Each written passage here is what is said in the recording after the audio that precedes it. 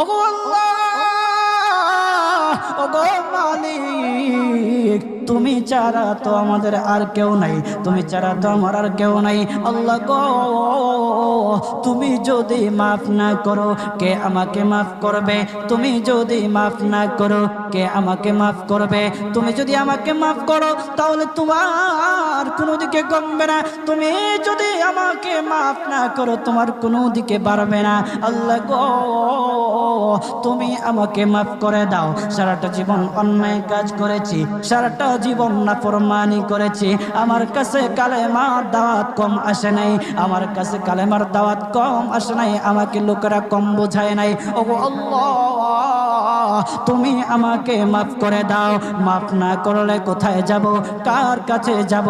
বাবা যখন মারে তখন মার কাছে আশ্রয় নেওয়া যায়, মা যখন প্রহার করে তখন বাবার কাছে